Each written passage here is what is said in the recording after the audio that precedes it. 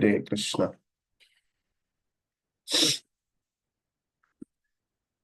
गुरुवे गौरचंद्राय राधिकाय तदालये कृष्णाय कृष्णभक्ताय तद्भक्ताय नमो नमः।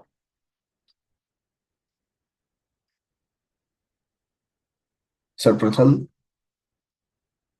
मैं मेरे शिक्षा गुरु श्रीमान सामादास प्रभु जी एवं निताई सेवनी माता जी के चरण कमलों में नतमस्तक होते हुए दंडवत प्रणाम करते हुए उनसे कृपा भिक्षा की याचना करता हूँ। तत्पश्चात यहाँ इस जपा सेशन में श्रीमान गांडीधारी प्रभु और माता जी एवं मेरे जितने भी गुरुजन हैं उन सबके चरणों में दंडवत प्रणाम करते हुए मेरे जितने भी समक्ष हैं,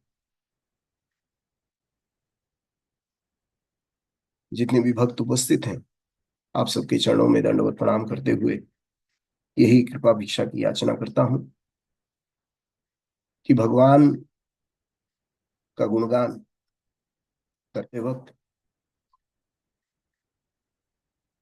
भगवान की कीर्ति में जो भी यश मैं बोलूं, ये निश्चित तौर पे मेरे शब्द नहीं है। ये तो गुरु आचार्यों के शब्द को मैं रिपीट कर रहा हूं। फिर भी उसमें यदि कोई त्रुटि हो तो मैं क्षमा प्रार्थी हूं। तो हम हर रोज जो है सामूहिक हरिनाम करने के लिए एकत्रित होते हैं, तो हम सोच सकते हैं कि हम अपनी इच्छा से यहाँ पे एकत्रित होते हैं।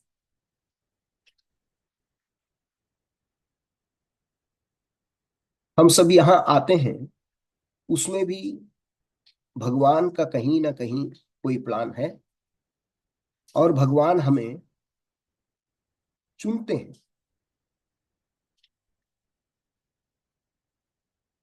It is completely Krishna's arrangement. Everything is planned by Krishna और जो भी घटित हो रहा है, नथिंग इज एक्सीडेंटल।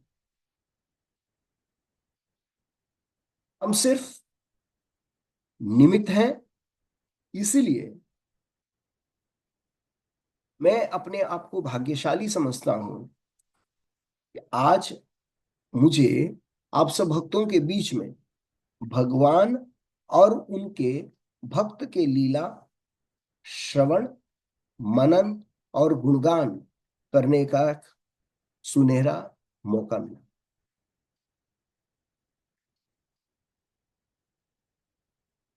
भगवान और भक्त के बीच में हमेशा जो है एक आदान प्रदान रहा है। भक्त प्रयास ये करता है कि मैं भगवान को कैसे प्रसन्न करूं और भगवान भी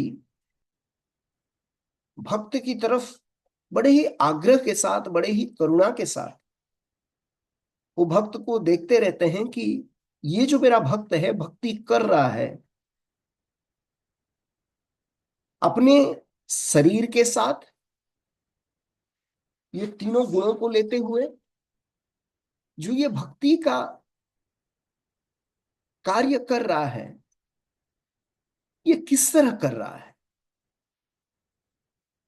और प्रभुपाद भी चैतन्य चरितामृत में, भगवत गीता में, हर जगह, भागवतम में, श्रीमद् भागवतम में उल्लेख करते हैं ये एक भक्त जो है अपने गुणों के साथ, त्रिगुण के साथ, तीनों गुणों के साथ अपने व्यवहार, अपने चिंतन, अपनी मनोदशा को लेते हुए भगवान की स्तुति करता है या भगवान की गान करता है। चैतन्य चरितामृत में कृष्णदास कविराज गोस्वामी बखूबी से वर्णन करते हैं भक्तों के कई ऐसे गुण जो कि भगवान को प्रीतिकर है। कृपालु, अकृत दोहा, सत्य सार सम निदोष, ये सब ये जो गुण है,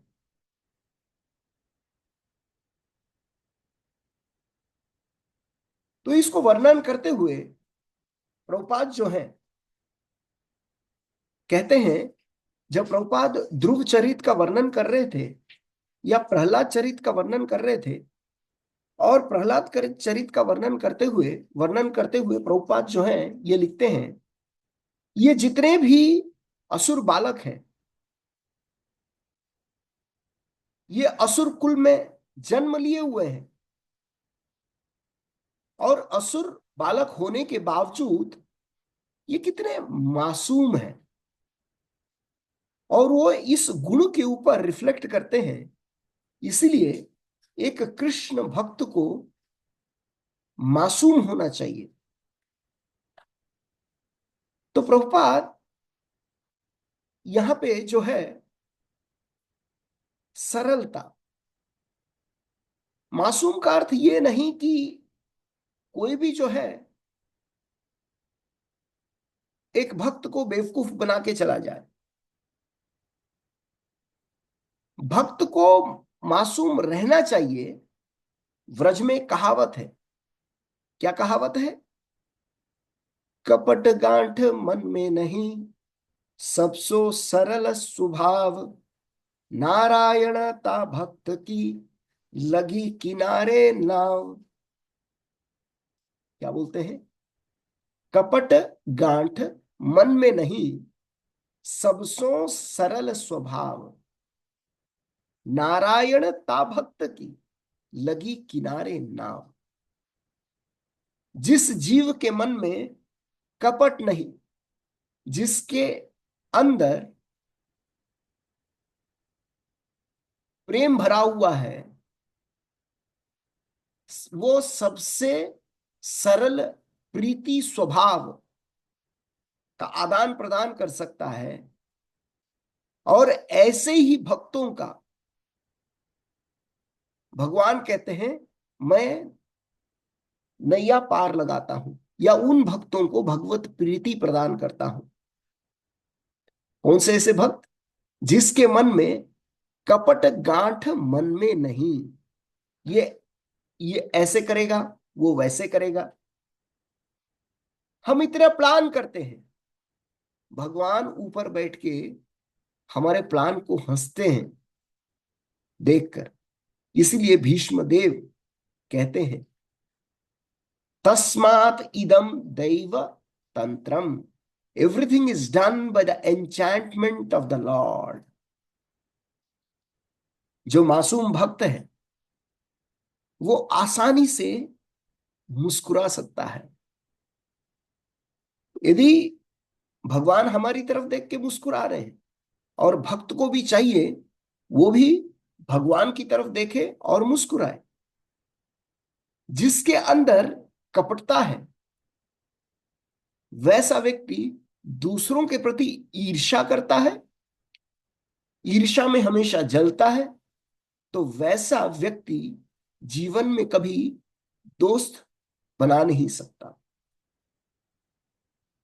प्रभुपाद के शिष्य जयानंद प्रभु हमेशा सेवा में मग्न रहा करते थे। एक बार एक भक्त आकर जयानंद प्रभु से पूछते हैं, प्रभु कृष्ण भक्ति जो है, ये जो चेतना है, कैसे हम बढ़ाएं, आध्यात्मिक दुनिया में जो वापस कैसे जा सके? तो जयानंद प्रभु ने तुरंत जवाब दिया, प्रभु मेरे पास ये सब सोचने में समय नहीं, मुझे सेवा करना है। मेरे पास उतना ही समय है सेवा करने के लिए जिसको मैं सोच सकता हूं। आप और किसी भक्त के पास चले जाइए और ये सवाल उनसे पूछ लीजिए। एक भक्त के मन में हमेशा यही रहता है कि भगवान आप मुझे कैसे भी और किसी भी तरह आप मुझे प्रयोग करें, मैं तैयार हूं। तो प्रभुपाद लिखते हैं ये मासूमता है, ये एक भक्त के अंदर एक सिंसियरिटी है कि हमें कृष्ण द्वारा जिस किसी भी तरह वे चाहें इस्तेमाल करें, और हमें तैयार होना चाहिए। इस मार्ग में सफलता प्राप्त करने के लिए हमें अपनी भक्ति में एक छोटे बच्चे की तरह निश्चल होना चाहिए। Unconditional devotional service.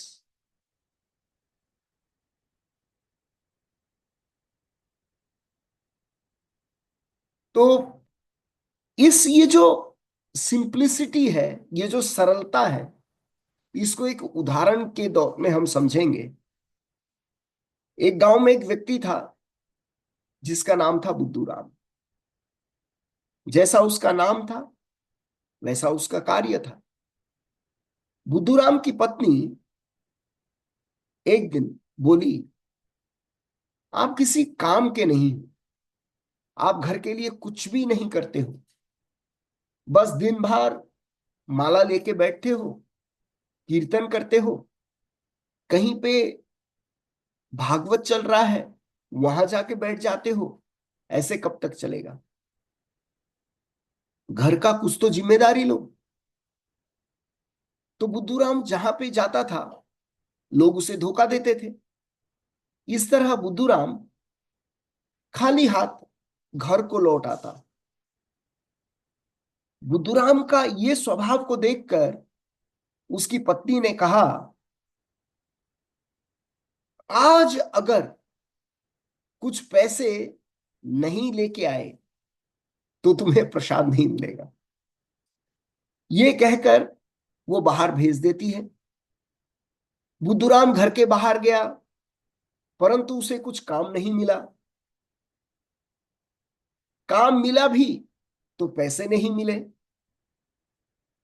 परंतु उसके बीच उसने सुना कि उस प्रांत के राजा ने एक घोषणा किया हुआ है। क्या घोषणा किया? कि जो भी व्यक्ति मुझे एक अच्छी कविता सुनाएगा मैं उसे 1000 स्वर्ण मुद्राएं भेंट में दूंगा। बुद्धूराम की पत्नी ने भी सुना। उसने तुरंत बुद्धूराम को बुलाया और कहा, देखो, तुम कविता लिखो, मैं नहीं जानती हूं, तुम कविता लिखो, कैसे भी करो, मुझे वो 1000 स्वर्ण मुद्रा चाहिए। आप बुद्धू राम को पता नहीं कविता क्या होता है, उसको ना कुछ भी नहीं मालूम, उसको कैसे लिखना है ये नहीं मालूम। अब घर के बाहर वो सोच रहा है कविता कैसे मैं लिखूं। तब उसी रास्ते में एक साधु निकलते हैं। तो साधु बुद्धूराम को देखकर वो पूछते हैं, क्यों दुखी हो? बुद्धूराम अपनी सारी वृत्तांत सुनाता है।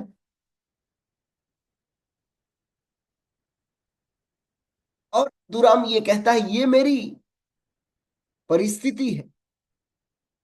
पत्नी बोलती है प्रसाद नहीं देगी, मैं कविता लिख नहीं सकता, अब मैं क्या करूं?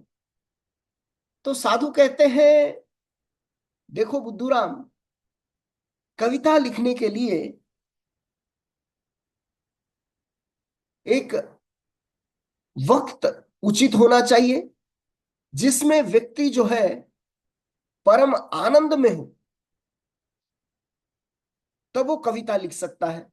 बुद्धूराम ने पूछा, मुझे कैसे पता चलेगा कि कब मैं परम आनंद में हूं? तो साधु ने कहा, जब तुम्हारे रोंगटे खड़े हो जाएंगे, शरीर में कंपन होगा, रोमांच होगा, तब समझ लेना कि तुम परमानंद स्थिति में हो। तो बुद्धूराम अब परमानंद की खोज में घूम रहा है कि मुझे वो परम आनंद चाहिए, मुझे वो परम आनंद चाहिए। ये सोचते सोचते बहुत दिन बीत गया, मगर ऐसा परमानंद का स्थिति जो है बुद्धूराम को नहीं मिला। तब उसने फैसला किया कि अब कोई फायदा नहीं है, कितना दिन मैं भूखा रहूंगा, अच्छा होगा मैं नदी में डूबकर मैं अपना जान दे दूं। ये सोचकर वो पेड़ के ऊपर चढ़ जाता है और पेड़ से नदी में छलांग लगाता है। दुर्भाग्यवश नदी में पानी कम था। बुद्धूराम गीला हो गया, परंतु मरा नहीं, जान नहीं निकला। ठंडी का मौसम था, कपड़े गीले हो गए। जैसे वो पानी के बाहर निकला, ठंडी के कारण कपकपी लगने लगी, उसके रोंगटे खड़े हो गए। बुद्धूराम ने सोचा यही परम आनंद की स्थिति है। साधु ने मुझे लक्षण बताए थे, अब मैं कविता लिख सकता हूं, यह उचित समय है कविता लिखने के लिए।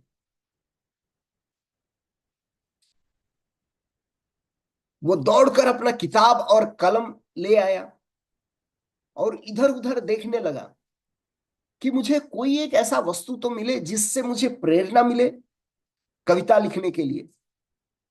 तो उसने देखा वो नदी के किनारे एक कौवा बैठा हुआ था और कौवा अपनी चोंच को पानी में डुबो रहा था और पत्थर के ऊपर रगड़ रहा था, पत्थर के ऊपर घिस रहा था।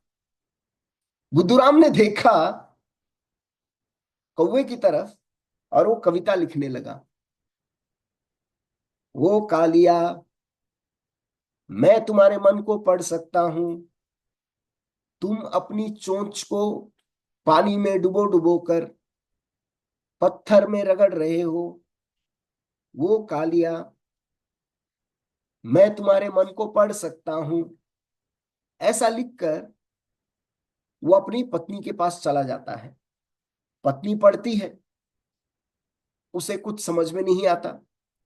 वो बोली, मुझे कुछ समझ में नहीं आ रहा है, तुम राजा के पास ले जाओ, वे ही समझेंगे। अब बुद्धूराम राजा के पास पहुंचता है। राजा को जब कविता दिया, राजा ने पढ़ा और उन्हें ये कविता इतनी अच्छी लगी कि राजा खुद परमानंद के स्थिति में चले गए। सारे मंत्री ने इस कविता को सुना और वो सोचने लगे कहीं राजा तो पागल नहीं है, बुद्धूराम तो पागल है ही है, कहीं राजा तो पागल नहीं है। मगर पूरी रात जो है राजा इस कविता को गुनगुना रहे हैं। सुबह हुआ, हर रोज की तरह राजा जी बैठ गए। हजाम आया उनका दाढ़ी बढ़ाने के लिए, बनाने के लिए। उसने उस्तरा निकाला और पत्थर के ऊपर घिसने लगा और पानी में डुबोने लगा, पत्थर के ऊपर घिसने लगा।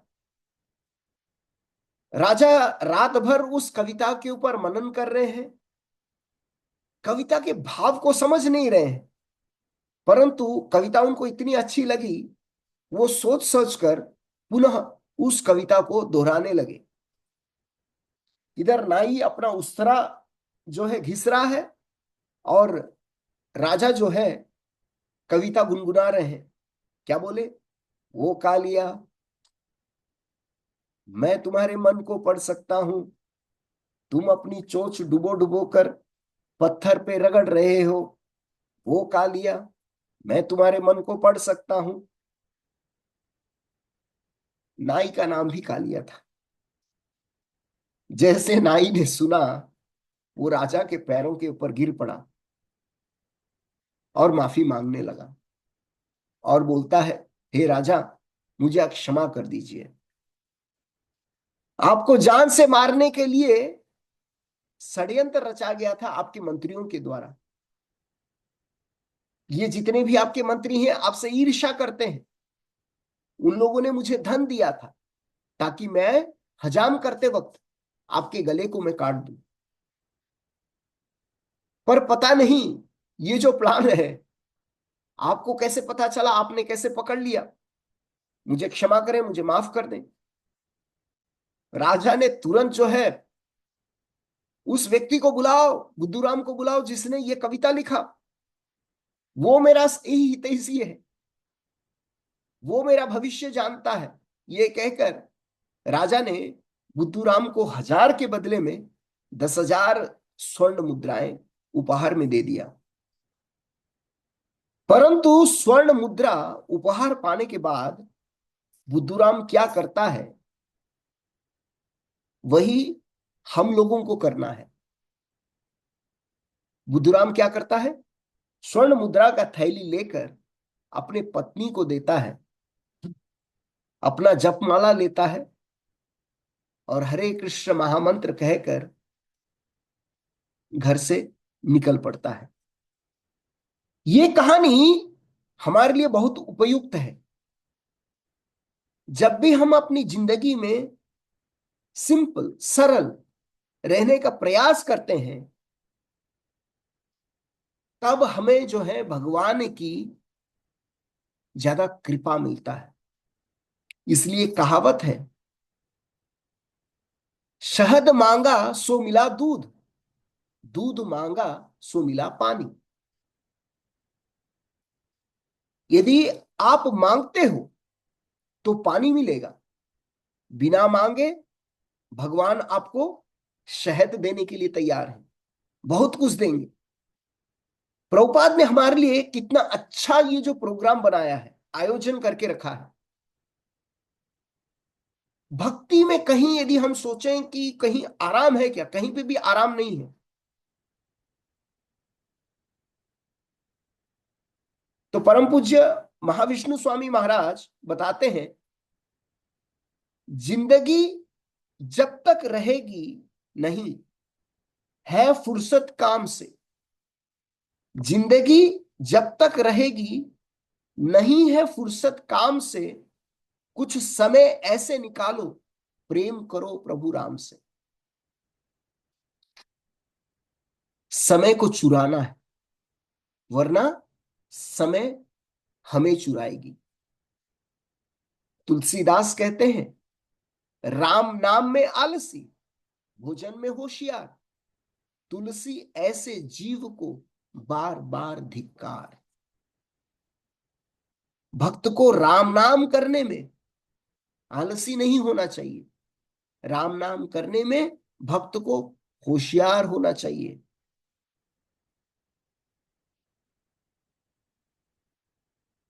महाविष्णु स्वामी महाराज कहते हैं, हूं हरि नु हरि मम रक्षक, ये विश्वास जाए नहीं, जे हरि करे ते मम हित नु, ये भरोसा विसरे नहीं।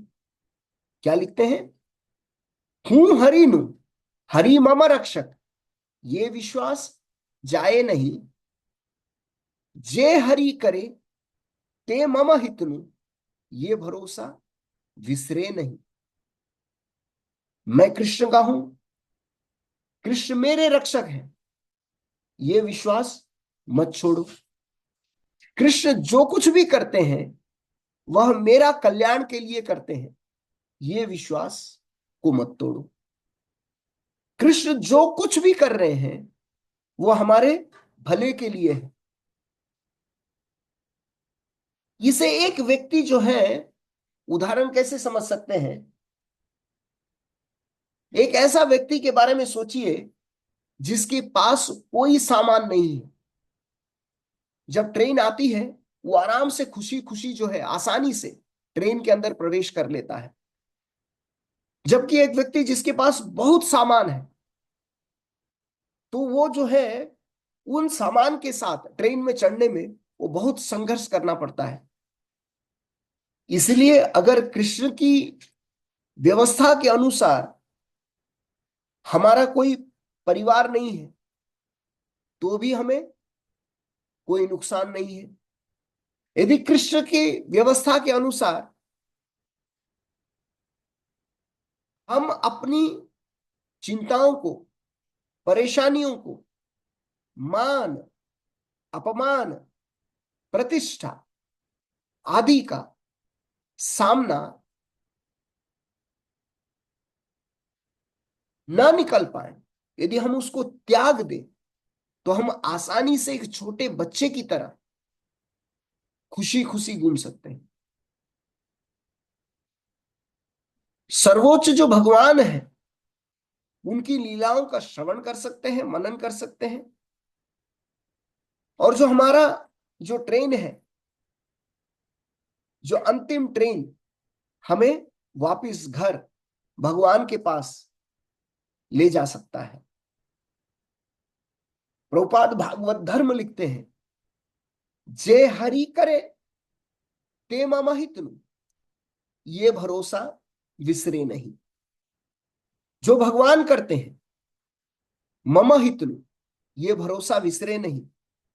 हमें बस सरल भक्ति करनी है। नदी कभी पीछे मुड़ के देखती नहीं, और वो हमेशा जो है नए रास्ते ढूंढती है। वो हमेशा भलाई के बारे में सोचती है।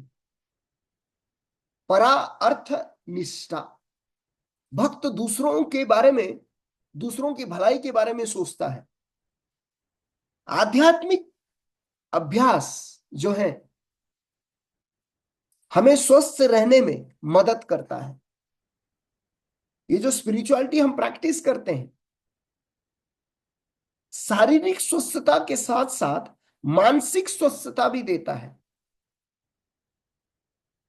भौतिक कर्तव्यों को पालन करने में एक भक्त को हमेशा सफलता प्राप्त होगी। इसलिए हमें खुद को स्वस्थ रखने के लिए अपनी आध्यात्मिक प्रथाओं को बनाए रखने की आवश्यकता है।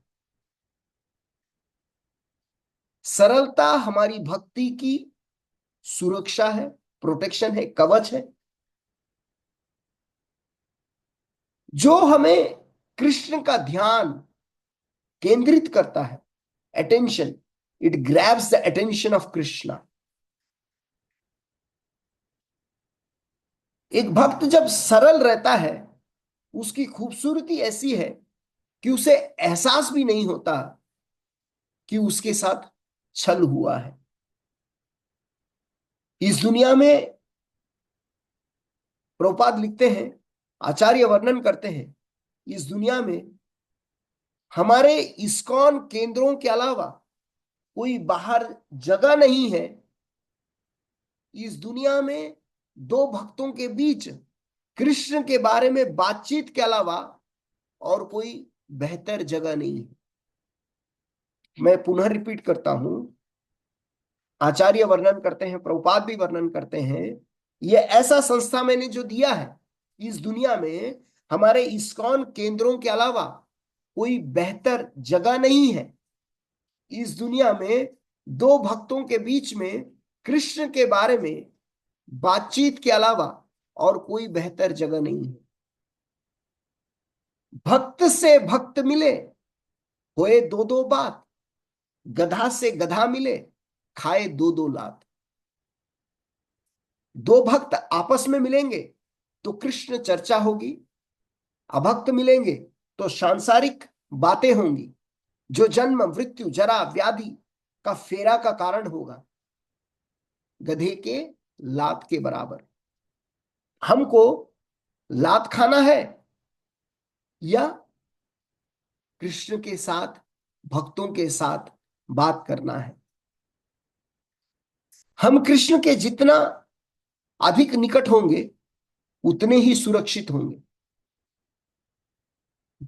माया चक्की जानिए, कीला रूप भगवान, कीला निकट सो बचेंगे, बाकी सब होंगे पिसान।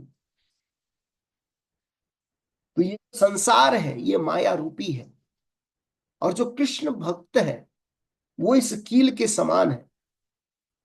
और जो व्यक्ति इस कील के निकट बच गया, रह गया, वो बचेंगे, बाकी सब पिसेंगे।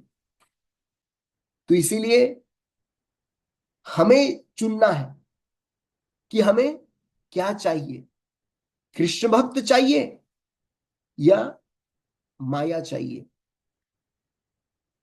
हमें सोचना है हमें क्या चाहिए। श्रील प्रभुपाद की जय। अनंत कोटि वैष्णव वृंद की जय।